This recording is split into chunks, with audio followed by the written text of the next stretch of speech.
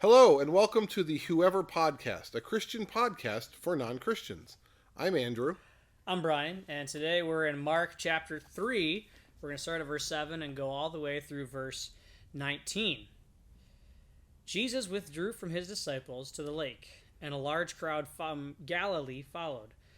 When they heard about all he was doing, many people came to him from Judea, Jerusalem, Idumea, and the regions across the Jordan and around Tyre and Sidon. Because of the crowd, he told his disciples to have a small boat ready for him, to keep the people from crowding him. For he had healed many, so that those with diseases were pushing forward to touch him. Whenever the impure spirits saw him, they fell down before him and cried out, "You are the Son of God!"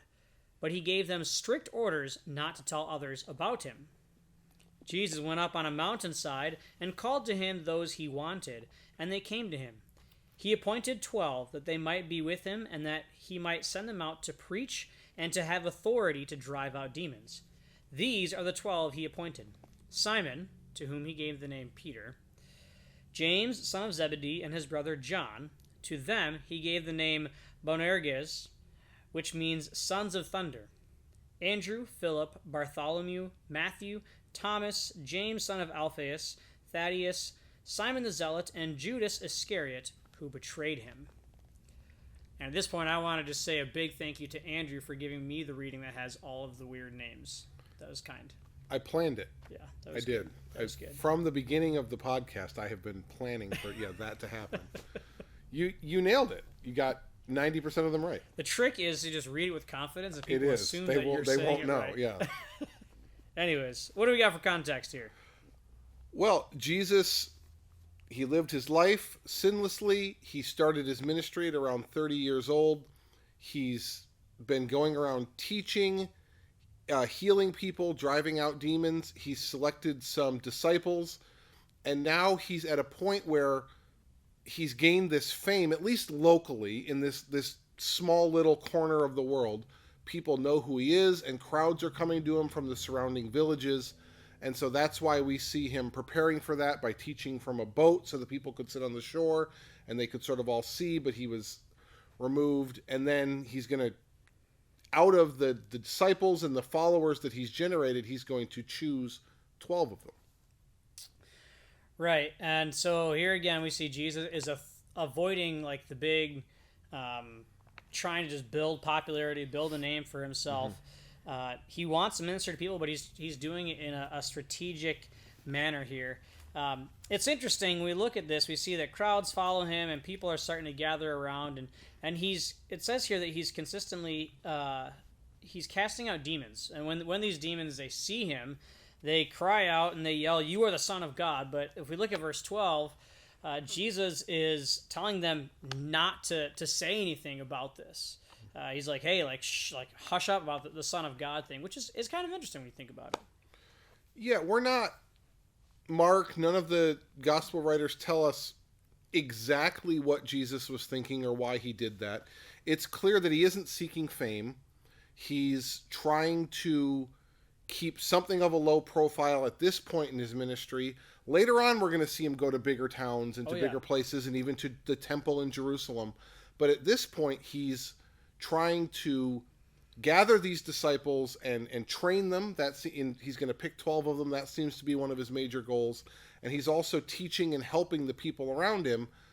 But he's not looking to gain national fame. He's not looking to create some sort of organization around him. He's very intent on readying this group of 12 disciples that we're going to see more of. Yeah, one of the things that we've talked about in this podcast a lot before, and we'll continue to do, is how this kind of clashes with the culture around us. And sometimes our experience of people is that they want fame, and honestly, we see this in the church. We see pastors and preachers and teachers and people who try to become famous, claiming to, well, I'm following Jesus, I'm doing what Jesus did. Well, the reality is that Jesus didn't really give, two cares in the world about this. He didn't care about being popular. He cared about people, and he was all about helping people. So I guess maybe what I'm trying to say is if you've ever been burned by someone who's more concerned about building a popular brand or building a popular name or making a church that's popular, if you ever encountered that and you felt like that was a little funny, you're kind of right. That's not what Jesus was all about either.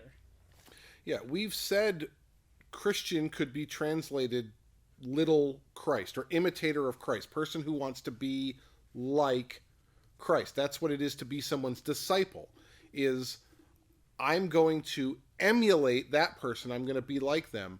And so if our call is to be like Jesus and to serve Jesus, then certainly seeking fame and power and glory sort of unto ourselves and having, if our goal is for the world to see us and say, well, that's the good one there, he's doing well, we're not really imitating the person, we're not becoming the person that we said we were trying to be. Yep.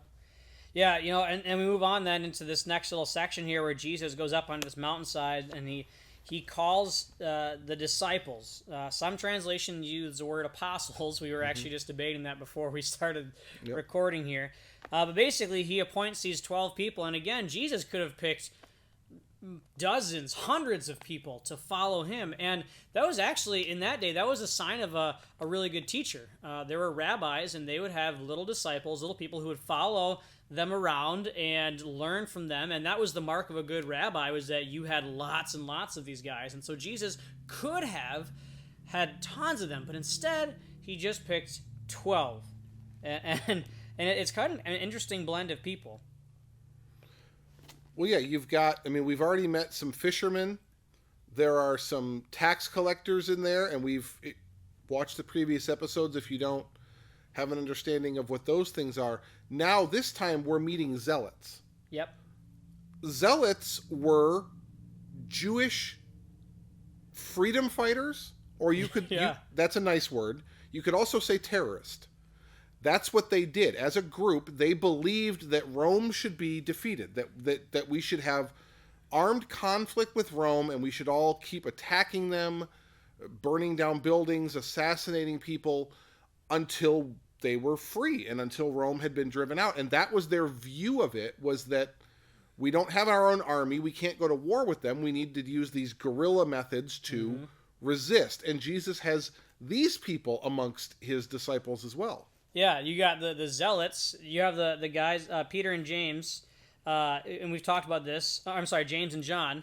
The Sons of Thunder is the nickname that Jesus gave to them. I mean, these guys were also like men of action. They weren't really necessarily cautious, calculated guys. Rough around the edges. But the ultimate one, I think, is the very end. We see that he calls Judas Iscariot, who betrays him. Now, this is a bit of a spoiler in case you haven't heard, but at the end of Jesus' ministry, he is arrested and he's crucified. He's executed.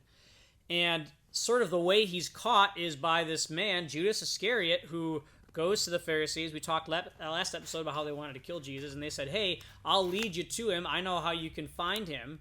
And so he betrays Jesus, literally betrays him. And yet Jesus still calls this guy to be his follower.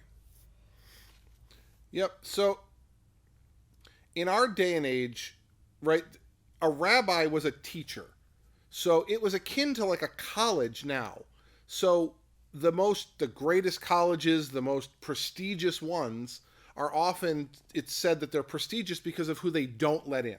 Yeah. Right? That's the point. If it's Harvard or Yale or these places, you can look at their advertising and they talk about, we reject 80%, 90% of the people who apply here, and we take only the best.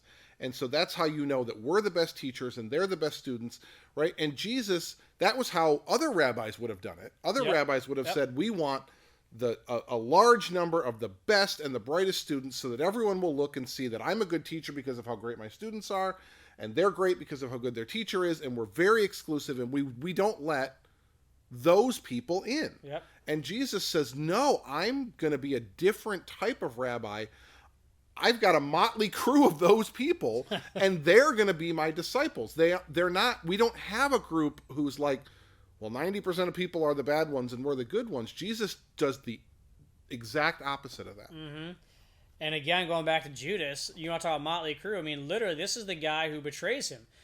Some of you watching this or listening to this, maybe you're at a point in life where you feel like you just are too bad for God to love you. Maybe you feel like you've sinned too much. Maybe you feel like you have messed up, or you've made so many mistakes in your life, or that you're so worthless that God couldn't possibly love you. Maybe the world has told you that. Maybe you feel like you've wronged God so many times that, it's just one too many, and God can't forgive you.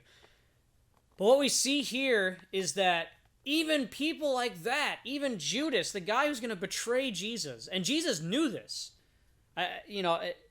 It doesn't say that in the text, but we know that God knows all things. Jesus knew that Judas was going to do this, and yet Jesus still picked him. So the encouragement, what I'm saying here is that if you're listening to this and you feel like you're not good enough for God, this is proof that you are. Mm-hmm. And the reality is none of us are good enough for him. We all sin. The Bible says later that all sin and all fall short of the glory of God. We all mess up, but God loves us anyways. He doesn't love us based on what we've done. These apostles, these disciples, they certainly didn't do anything to merit Jesus calling them, but he loves us as we are. Yep, there is not one group of good people and one group of bad people. There is one big group that we're all in of sinful, unworthy human beings that God loved so much that he sends his son to be with us, to teach, to call disciples out, to start this church that's going to carry his message forward so that all of us would know, all right, just like everybody else, I'm a sinful, unworthy person, but God loved me enough, and I am now able to be part of his family. Mm-hmm. And anyone who has ever made you feel like or told you that you weren't good enough or you didn't belong in church or that somehow church was for the good ones and not you, it is not what Jesus says here. Not at all. Not at all. It gets a little crazy. In fact, people accuse him of being crazy, which is a segue into our next episode. Yep. So stay tuned, and hopefully we'll see you next time. Bye. Bye. You are the best cinctor. I'm ready when you are. Aren't you starting it? I'll start when I want. Okay. Just wait. Well, just to be clear, we're doing 7 through 19, right? We are now. Isn't that what we